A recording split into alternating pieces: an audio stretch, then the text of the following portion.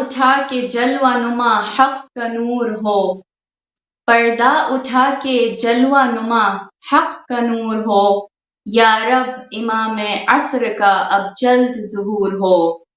जुल्मत की इंतहा है खतरे में दीन है, जुल्मत की इंतहा है खतरे में दीन है, आजा हटा के पर्दा ए वक्त के हुसैन। अऊज़ु बिल्लाहि मिनश शैतानिर रजीम, बिस्मिल्लाहिर रहमानिर रहीम, अस्सलामु अलैकुम व रहमतुल्लाहि व बरकातुहू। आप सब तमाम नाज़रीन किराम को हिदायत टीवी की तरफ से मैं खुशामदीद कहती हूँ। मैं हूँ आपकी होस्ट सकीना मुश्ताक हबीब। उम्मीद करती हूँ कि आप सब खैरियत से हैं। माह शाबान के हवाले से आप सबको अजीम हस्तियों की विलादत पर मुबारकबाद पेश करती हूँ। बिलखुसूस 15वीं शाबान की मुनासिबत से आप सबको इमाम ज़माना अजलल्लाह ताला फरजहु शरीफ की विलादत बासआदत पर मुबारकबाद पेश करती हूँ। आइए हम सब मिलकर तहे दिल से हमारे वक्त के इमाम को आज उनकी सालगिरह मुबारक पेश करते हैं। अल्लाहुम्मा सल्ली अला मुहम्मद व आलि मुहम्मद व अज्जिल फरजहुम अजमाइन। और क्योंकि हम इस खुशी में सब जमा हुए हैं, आज का मौजू भी इसी गुफ्तगू पर जारी रहेगा कि हमने क्या तैयारी की है हमारे इमाम को वेलकम करने के लिए। जी बिल्कुल। Today's topic we will be focusing on how do I prepare for my Imam. When we say Imam Zamana is present with us, what do we mean? For the youth and in general, we believe in things more when we can see them visibly with our naked eye. So does this mean that Imam Zamana is non-existent? Just as we say that Allah subhanahu wa ta'ala exists, do we really believe and feel His presence? Similarly, when we say that the Imam is present and he watches us every day, do we feel his presence? There is a whole debate amongst the elderly scholars, such as Sheikh Sudduq, who believes that Imam Zamana is invisible, while Sheikh Mufid, on the contrary, believes that he is visible, but we cannot recognize him because we are sinners. Sometimes we even overlook the fact that he is probably present and watching over us, but because we do not have that direct access with him, and simply because he is not visible to our eyes, we don't take much effort in recognizing him. Therefore, due to this ghaibat and occultation that our Imam is in, what then is his role in our daily lives? To know more about all of this, I would like to welcome my honorable guest who has vast knowledge from Qom Hausa. She is qualified with a BA in accounting and she has also done a short course in media. And currently, she is a member of the Development Society representing the Tabligh Board in Dar es Salaam, Tanzania. I would like to welcome Sister Nida Ali Asghar Mukhtar. Assalamu alaikum wa rahmatullahi wa barakatuh, Sister Nida. Alaikum salam wa rahmatullahi wa barakatuh. It is a pleasure to have you share your wisdom of knowledge on our program of Youth Matters. Thank you very much for your warm welcome. Thank you. Sister Nida, as today we are going to be discussing about a very interesting topic which is very relatable to us all, that how do we prepare for our Imam? We are celebrating the 15th of Shaban and calling out his name, but then are we ready to welcome him? So this is the discussion that we will be having today. My first question to you is that our 12th Imam has been and is in movement now from a very long time. We, his Ummah, often wonder what is his role then in our daily lives. Okay, so Bismillahir Rahmanir Rahim. Rabbi shrah li sadri wa yassir li amri wahlul 'uqdatam min lisani yafqahu qawli. Yes, our Imam is in Ghaibat for more than 1,000 years, and that's something very very painful for his ummah, because all the Imams until 11th Imam we had direct access to them, but the 12th Imam has been in occultation, and right now some scholars, for example Dr. Shomali, believes that we have grown because when Imam was physically present and people were able to have a direct access to him, that was a physical level of connection. But now, because of his occultation, our intellect has grown, our spirituality has grown to that level that now, without even seeing my Imam, without having physical direct access to him, one person who is true, like Mohib, true follower and true lover of Imam, can connect with his Imam on spiritual level, and that is something very deep, because being able to connect with someone you cannot see, not with the phone or social media, connecting them on an intellectual level, connecting with that person on the spiritual level, with your hearts and with your mind and with your soul, is something very deep that we are blessed. And that's why in our hadith, this ummah of Ghaibat is mentioned to be very Afzal, Afzal Ummah, because they can connect with their Imam, not just on the physical, not because it's not a physical level connection, it's much higher than that. So we have to understand that this is leading to our growth. This occultation period itself is making us more stronger and taking us towards the growth and preparing us for a higher level of connection that is not just a physical connection. Yes, Sister Nida, I agree with you. It is true that all the Ummahs in the history in the past have had a guide, have had an Imam or a Prophet to, guide them.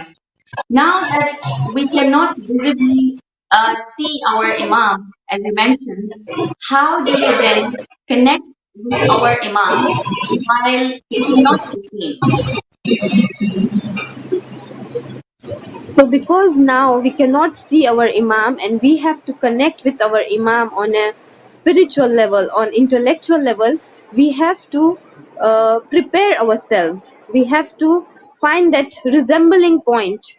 I always try to give this example because it's very practical and something that youth and children can connect to. That if I want to connect a charger to the mobile phone, what do we try to find? We try to find the most compatible charger, right? That can connect into the cell phone. So there is a point of resemblance. So when we want to connect with our Imam, we have to find and we have to make that sure that we have a point of resemblance with our Imam. If we have the point of resemblance with our Imam, we can connect with him easily. So how do I find the point of resemblance? So I have to look into the Imam's personality. His marifat is important. When I have marifat of Imam in the right way, not just having the basic knowledge. So first of all, I need to understand my Imam. Not I'm not talking about just marifat of basic knowledge like his name, his age, when he was born, who are his parents. No, much deeper than that, much deeper than that, in that way that what he likes, what he dislikes, what are his commands, what is he displeased about, and what are his wishes inside his heart. Because when we recite Dua Ahad, we not only just say that, oh Imam, I want to follow your orders, but we also say that I want to follow your orders and the wills and wishes of Imam. So wishes are something that is inside your heart.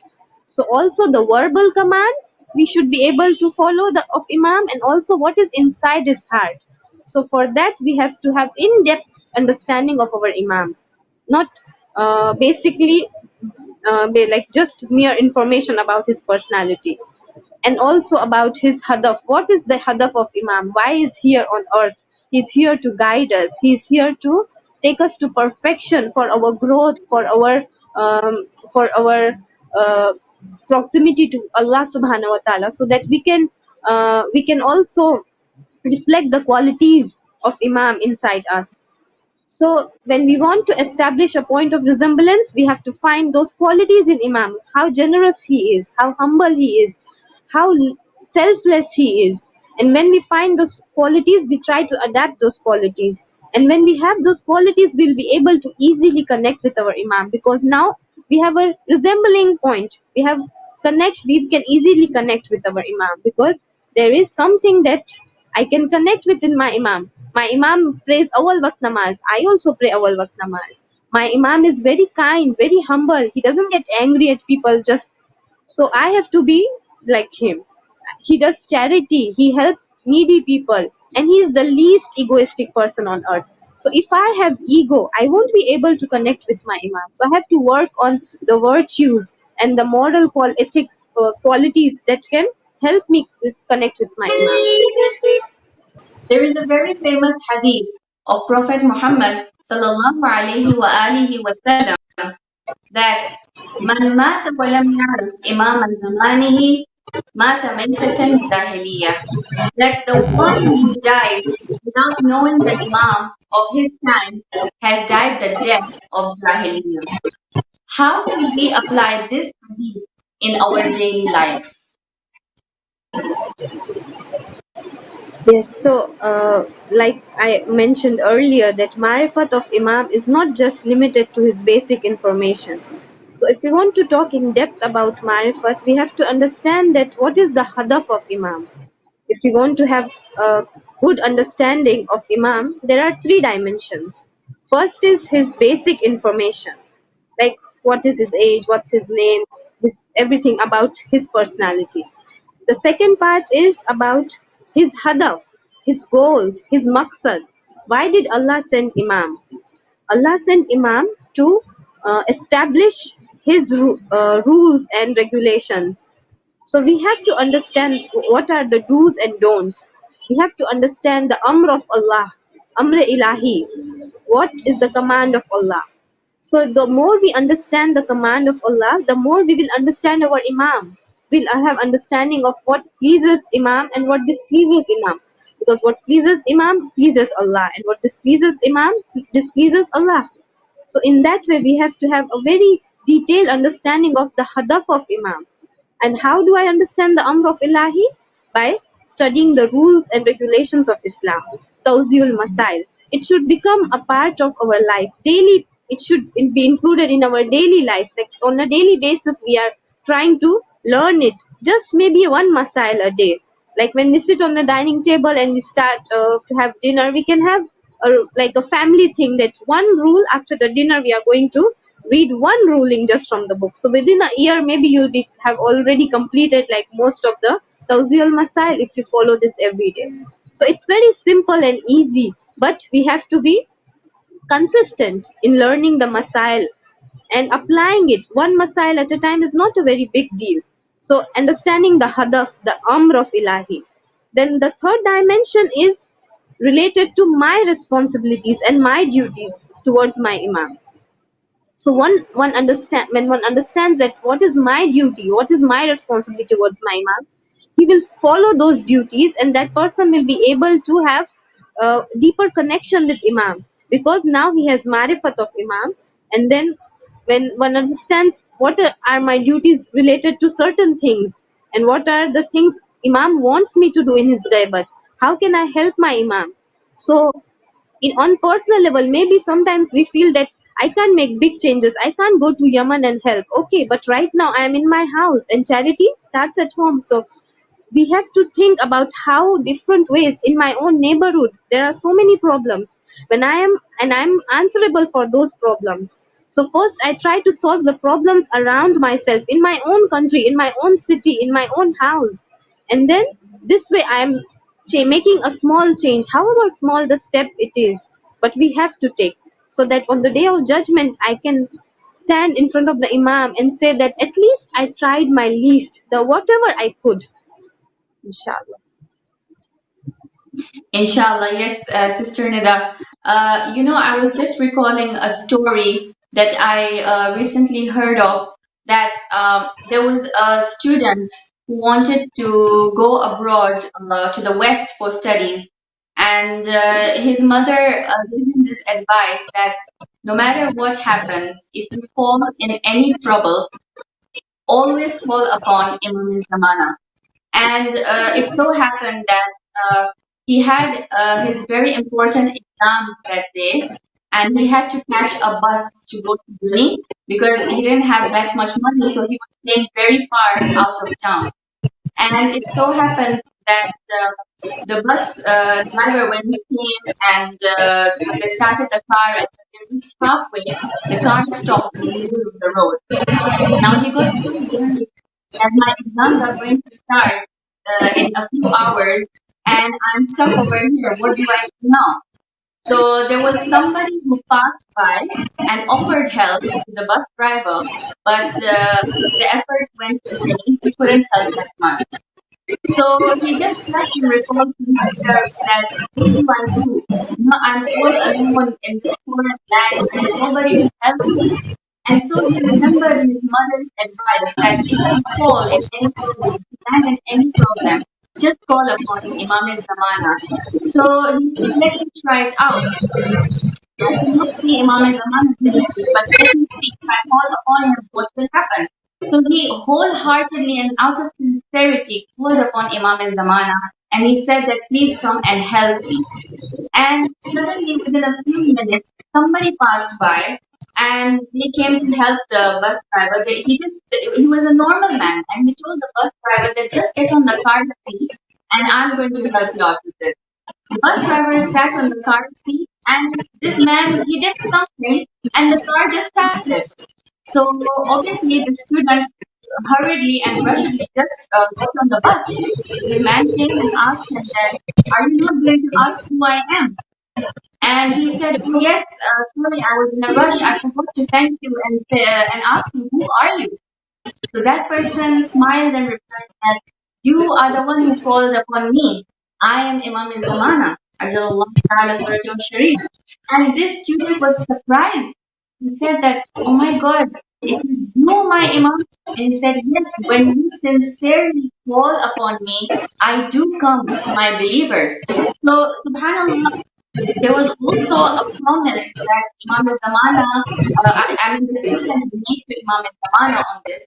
He said that Imam Zamana, you know, when I called you out sincerely from my heart, I had made a wish, a condition that if you would have come to rescue me in this condition, I would promise you that I would pray my Fajr namaz, Subh namaz every day. And then the Imam told him that now that you've met me and seen me, do you promise to continue what you wished for? And he said, yes, Imam Ismail, from now on I will never miss my Subh namaz. So I think we learn so much from this story, such a beautiful story. It applies to all the youths, basically, including myself, all of us, that we take namaz so lightly. And the way you mentioned that if you really see Imam Zamana close to us, then we should act upon all those wajibats that he is doing himself and he expects us to. For example, the namaz, right? So, inshallah, may Allah give us the tawfiq that we learn so much from his example itself and we can apply this wajibat in our daily lives. Now, Sister Rita, I would like to ask you that, you know, we every day say that, Mom, where are you? And our phone all the time. But have you thought that he must be feeling lonely, perhaps much more, even lonelier than us, you know, waiting for our call? What do you think are the reasons for the Imam to be lonely? That's true that we say that we are waiting for Imam, but the fact is that our Imam is waiting for us. We all know the story of Ali ibn Mahziyar, that when he went, he wanted to see Imam, he went 20 times Hajj, but he couldn't see his Imam. And then finally, when he was able to see his Imam, he told Imam like in a way like complaining to his Imam that I was waiting 20 years. I came to Hajj to see you, but Imam, it's like I couldn't find you anywhere. And Imam surprisingly looked at you. Really? I am the one who was waiting for you.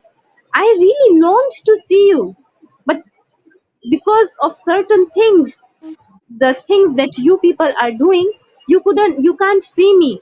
And he mentions three things, and I think these are we don't, we overlook sometimes on these things, but if we try to think over these things, this really helps us understanding the pain of Imam, because we are oblivious, we are ghafil about the pain that Imam is going through in Ghaibat, because he loves us and he really wants to be there for us, to help us every moment, to guide us.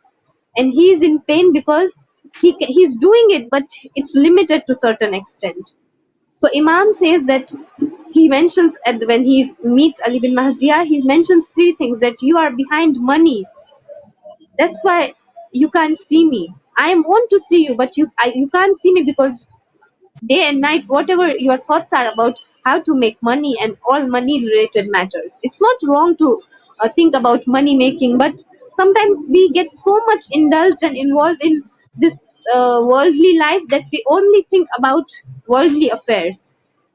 The second one he mentions is, you don't help people, the people who are oppressed, the people who are in need around you. You are neglecting those people. And the third thing he mentions is qat-e rahim, like you are, uh, your family, your close ones, you're not, your contact, your relationship is not strong. So how will you be able to see me if you have all these problems? So this gives us a message that we have to try to overcome these things. These are the obstacles for us, in front of us, that we need to overcome, so that we are able to see our Imam and we are able to benefit from him directly, inshallah. Yes, very true, Sister Nida. Thank you. What do you think are the, can you give us some tips on what should we do on a daily basis to please our Imam and to remind our nafs that he is really waiting for us? So yes, because first of all, we have, like, I there is like a stepwise method, I'll tell you, because sometimes we need to follow certain barname, a timetable. But before that, if whatever, like for example, if I want to drink, if I want water, I should feel the need for water. If I'm thirsty, I will go look for water, right? If I'm hungry, I'll go look for food. So there should be a need inside a person. It's very natural for a person. This is a fitri thing, that a person wants to be connected to the Imam, because he's a perfect insan, he's insan kamil. And we as human beings are created in such a way that we look for perfection, we want perfection, and we are striving towards perfection. So, but because of a lot of distractions in our daily life, we are oblivious about this need. So we need to feel that how much I need my Imam. Imam is the center of our lives. In Zarate Jamia Kabira, we recite this, that he is the channel through which we receive Allah's blessings. He is the center of Allah's blessings. Whatever good I have in my life, it's all through because of Allah subhanahu, because of Imam. Allah has channeled all these things through Imam. So they say that if there are only two persons left on the planet, one is has to be an Imam, the representative of Allah, because without Imam, the earth won't stand in its place. Anything in the universe won't stand, because Allah has made it in such a way that Imam channels all the good from Allah to the world, to the universe. So we have to understand that I, my soul, my being, my family, the earth, the sky, everything is in its place because of the Imam. So I need Imam, and I need Imam to cure me, to help me grow, to help me reach the perfection, to overcome the disease of my soul. We call him Tabib of Nufus, Tabib e Nufusena. Yes. So he is the Tabib of our souls, and he's the doctor that I need to heal my soul. So when I feel that deep need of myself reaching the perfection and my need for Imam, that's when I will start striving for it, longing for it, and wanting to be in connection with Imam. So now after I have realized the need, I go towards the steps. So one of the most important thing I think is du'as. We have to try to keep this du'as in our life. Allah has made his life in long. He is in ghaibat and Allah has made him live long, but that doesn't mean that he's not getting affected by the actions of of the Shias. He is in pain seeing all the zulm. He gets hurt. He's aggrieved and he's suffering because of what is happening in the world. So he is in pain, and we have to pray for our Imam, that may Allah keep him safe and sound, keep him healthy, and keep him, like, we should not be the reasons causing the pain to our Imam. So the du'as are very important that we should recite on daily basis. Dua ahad is a dua that on a personal level, that you are making a promise to the Imam, that I'm doing an ahad, I'm renewing my allegiance with Imam, and giving salams to him maybe, and trying to give sadaqah in his name. It's very important that whenever we take out sadaqah, we first take the name of Imam. That first, Allah, I'm taking out sadaqah for the Imam of our time, and then for the Marajas and for my family and everyone. So first, these are the important things that are very very valuable in in front of Allah and in the eyes of Imam as well, because Imam doesn't keep favors. Imam always returns the favor. So there's a story I came across about a small girl that she was very sick, and she was very young, in her early teens, and she was very sick. So one of the alims of that Jamaat told her father, "Why don't you tell your daughter to recite namaz-e-shab?" And the same way, father advised the daughter to recite namaz-e-shab. So the daughter said, "Why not? I should try. This is such a good thing. I should try." So one night she wakes up to recite namaz-e-shab, and then there are a few minutes left until the namaz-e-subh. So she's wondering that what should I do now? 4 or 5 minutes are left. Then she feels that, okay, let me recite 2 rakat for and give it hadiah to Imam Zamana. So she recites this 2 rakat namaz before the azan of subh and gives it hadiah to Imam Zamana. And then after namaz subh, she falls asleep and then wakes up crying after some time. And her family is worried. Why are you crying? Why are you so like in a shock or something? She says that you won't believe what I just saw in my dream. I saw that Imam Zamana Jallallahu Ta'ala Farajahu Sharif is in the haram of Imam Raza, and he just finished praying namaz, and he looked at me and said to me that I just prayed 2 rakat namaz on your behalf. Imagine the Imam of the time, the representative of Subhanallah. Allah, he Subhanallah. is reciting. So he doesn't keep favors. Even a small deed, if you do for him, so he will be the one praying for your safety. If you give sadaqah for him, he will the one praying for your safety and for your well-being. So it's something very beautiful that we can do, as even if it's a small deed, we should try to do in the name of our Imam of our time, so that we in our lives we realize, we don't forget him, we don't become oblivious about his existence, inshallah. Inshallah. As you mentioned about Imam Rada alayhi salam, uh, I was just reading this amazing fact that in the tarikh, in the history, if we see, whenever the name of Al-Qa'im used to be mentioned in front of Imam Ali Rada, he used to stand up in respect, and he used to bow his head down as well.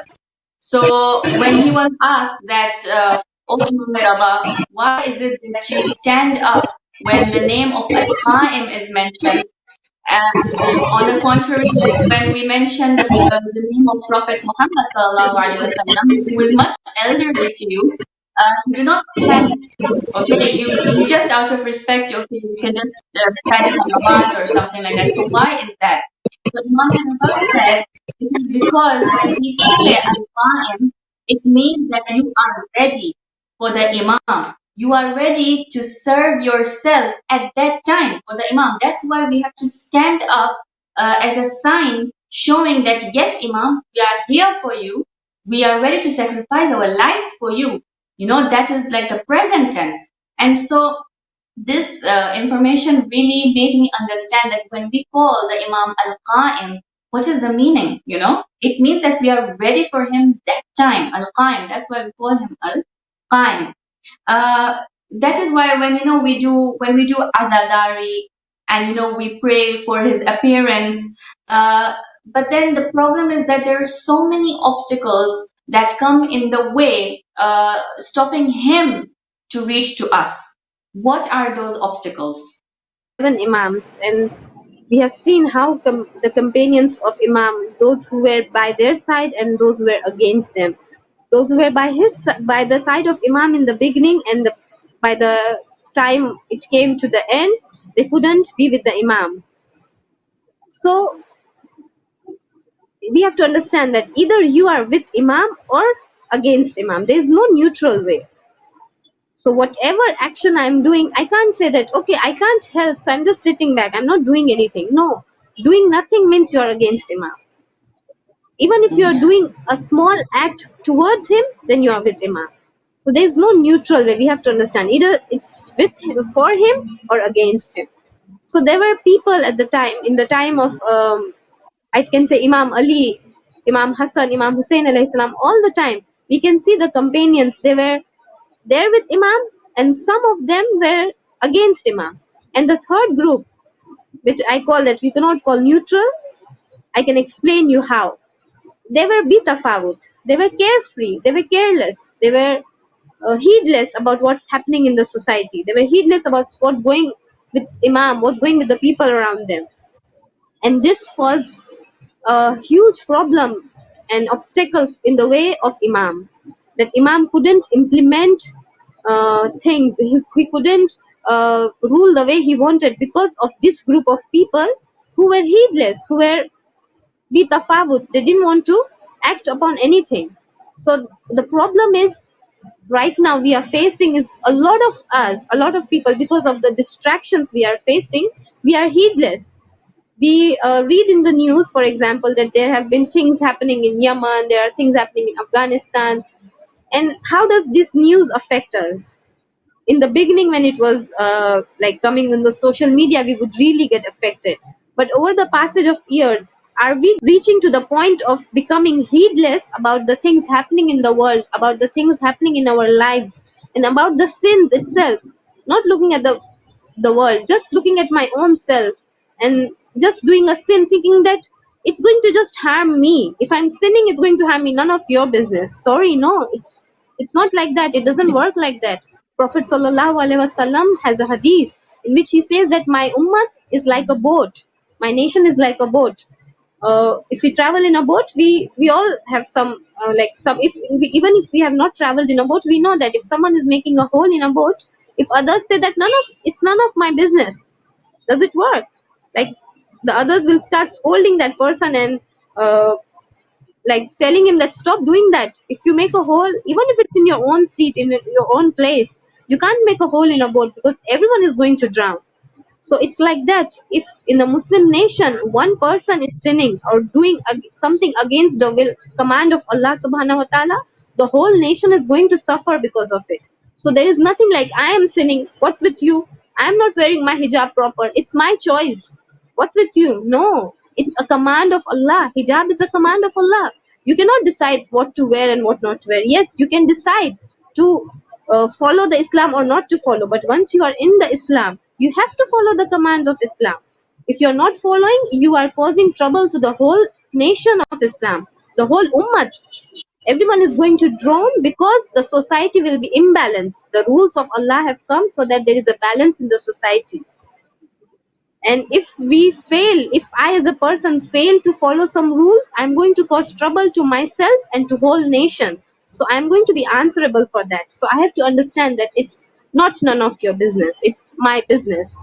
I have to find polite, nice ways, good ways to do amr bil maruf. First, to correct my own self in different ways: namaz, hijab, sadaqah, charity, everything.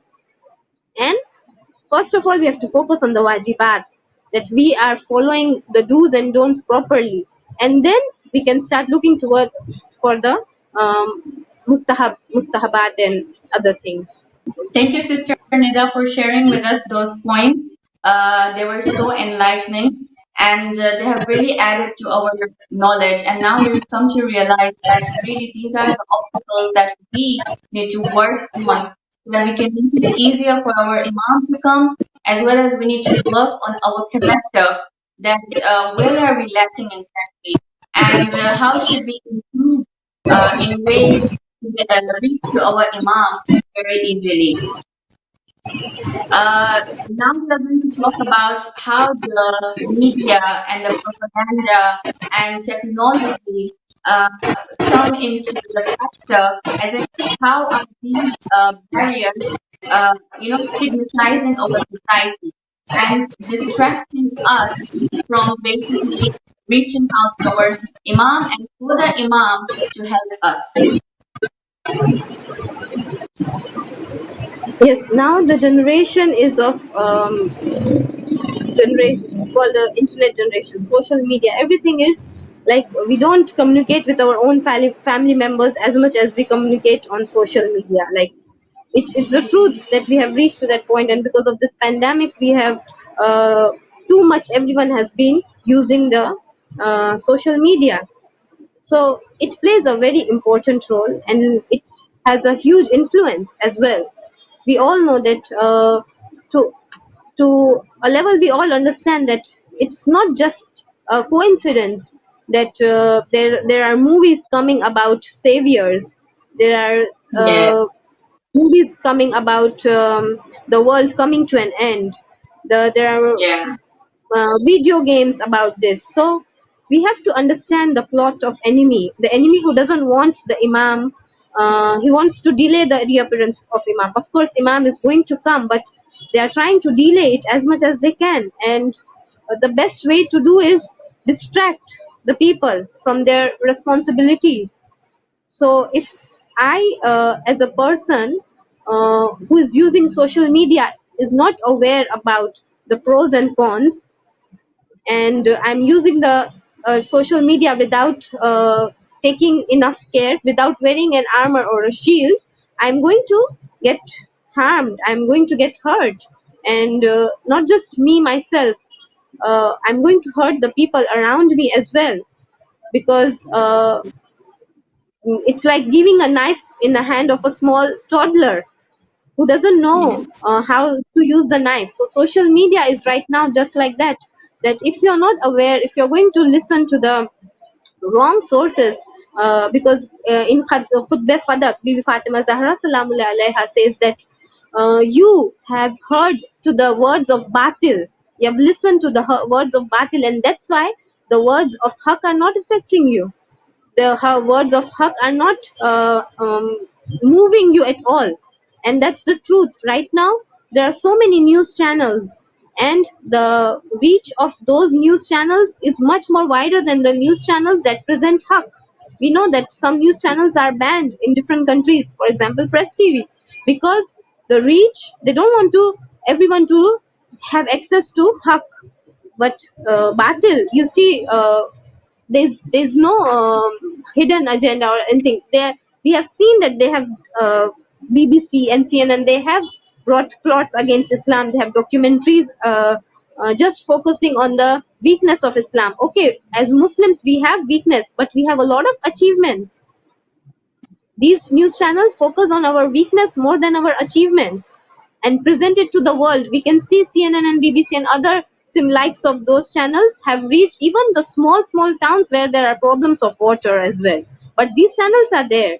So the battle is reaching everywhere, and they are limiting the reach of Haq, so that people are not awakened, people are heedless, people are sleeping. They should continue to sleep. And what should they do so that we continue to sleep? They give a cool breeze. What is the cool breeze?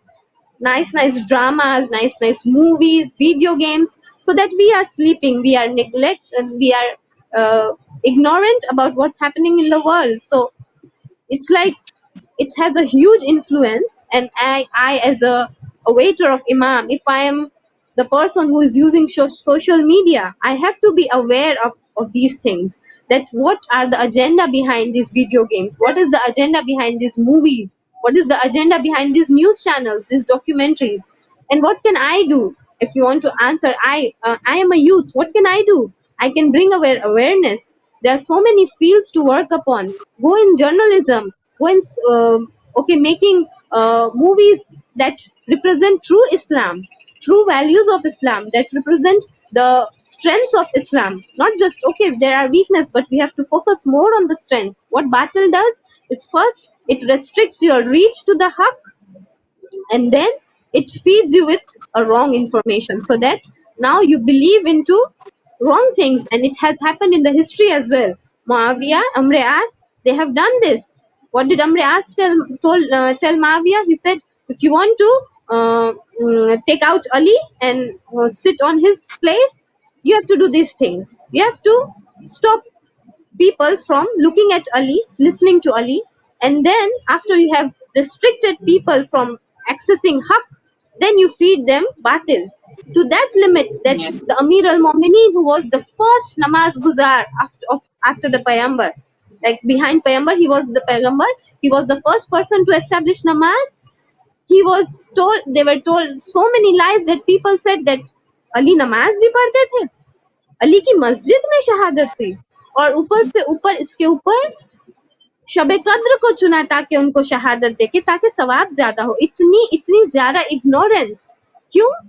यही उस time पे social media नहीं था, पर यही आज social media में यही प्लान्स और प्लॉट्स यूज किए जा रहे ताकि हम हक को ना सुने और हम बातिल हक जब नहीं सुनेंगे तब बातिल को बिलीव करेंगे।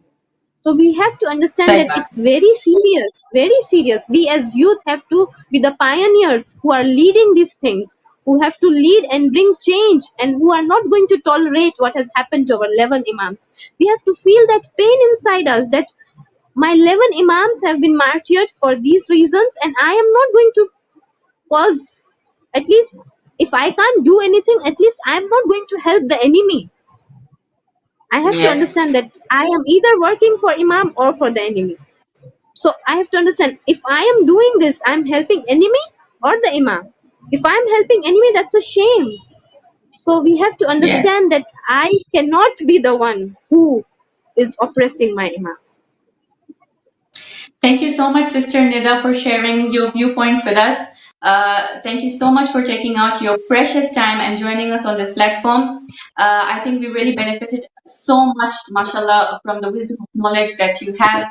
Jazakallahu khairan. May Allah give us the tawfiq to follow the footsteps of the Ahlul Bayt, and we can become better soldiers to serve our Imam Zaman Abdullah Ta'ala Farajahu Sharif. Thank you everyone for joining me on this program, and hope you got to learn a lot.